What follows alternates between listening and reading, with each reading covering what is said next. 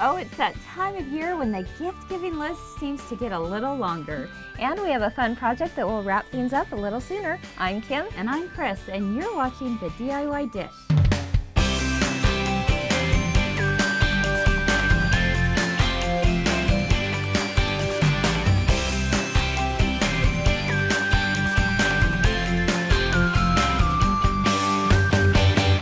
Welcome back, everyone, to another episode of the DIY Dish. We'd first like to thank Joanne Fabric and Craft Stores for making this episode possible. Yeah. Now, if you're like us, you're already thinking about that gift-giving list. And today, we wanted to showcase a simple little project that, if you choose, can be done in assembly line fashion, so you can finish a whole lot of them in no time at all. And that's what we all like, right?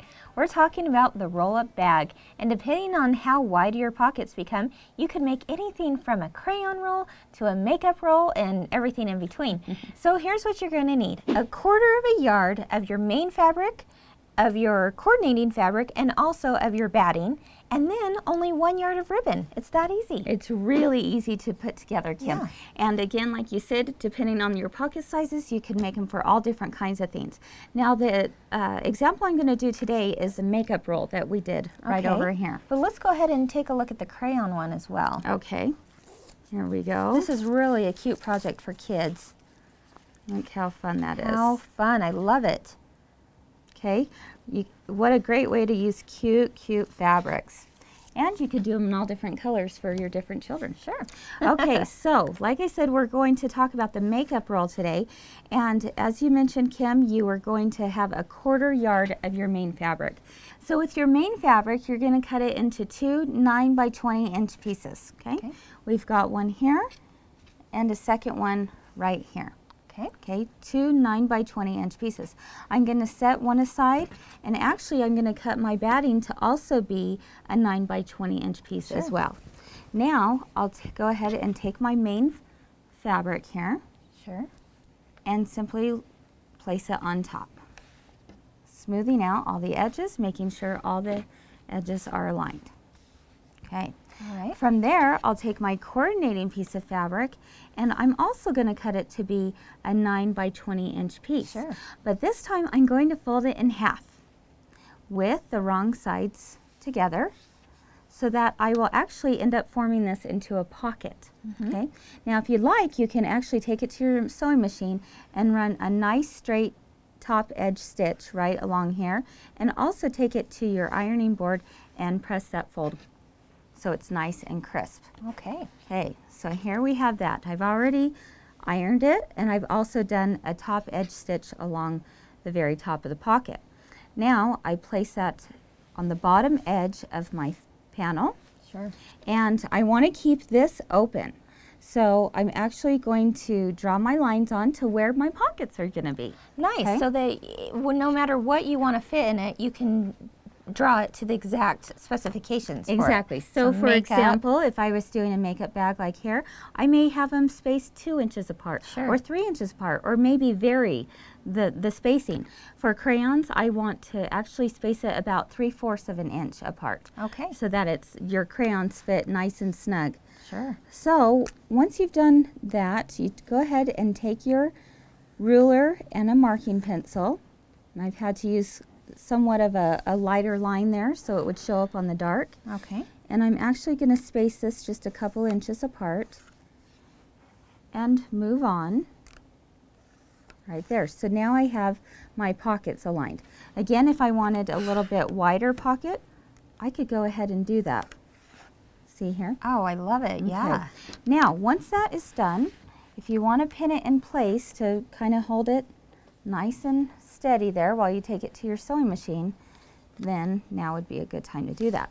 All right, so now once that is pinned, take it to your sewing machine and simply follow that straight edge right along the line. Okay. Also, be sure you backstitch right there at the very end, so that it's going to help secure that pocket a little bit further. Okay, you want me to do that? Yes. All right. Let's go ahead and take a look at you doing that, Kim. Okay.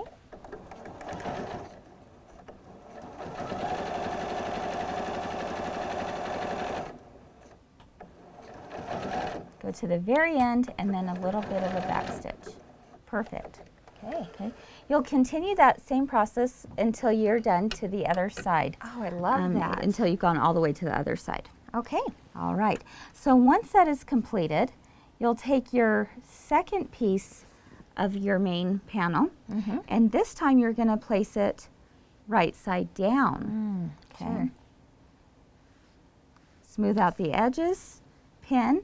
Now, this is the part where if you want to add a rickrack trim, which is really cute. I noticed that cute rickrack trim, and I'm thinking, when did you do that? Okay, this is the time to do it, because you'll actually sandwich that rickrack in between your two layers, pin all the way around, using a 1/4 inch seam allowance. That's going to allow that trim to now pop out once you turn it inside out.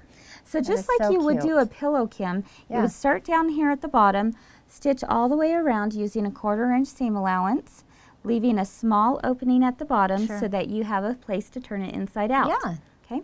Poke out the edges, and then you'll add your ribbon to the very end. Okay. Let me show you on here where I've added it. I've just folded that ribbon in half and simply so you didn't right even down tuck there. it inside. I didn't even tuck it inside on this one. No, it is simply just placed there on the edge. Exactly. Okay. And once it was all finished, actually is when I did that. And now if you roll from the opposite end of the ribbon, how fun. You're able to tie it up and have a nice little makeup bag on the go. This makes a great gift to give, doesn't it? Absolutely. Oh, the makeup, the crayons, little race cars maybe. Oh, that would be parked in pockets. That would be so fun. Let's go ahead and take a look at some of the finished photos. Oh, that is so cute. I love that. Isn't that a great look? Really, so many fun possibilities you can do with this project. Yeah, we can't wait to see what you make with it. To close, we want to thank Joanne Fabric and Craft Stores for sponsoring this episode, and we invite you to go in and check out their large array of fabrics and notions and patterns. There really is so much that they offer. And you can also find them online. Yeah, definitely. And don't forget, we always love to hear from our viewers, so feel free to drop us a note or even send in a picture of your most recent project. You can find us on Facebook as well as the DIYdish.com. Thanks for joining us today. We hope that you felt creativity was served. Bye-bye. Bye.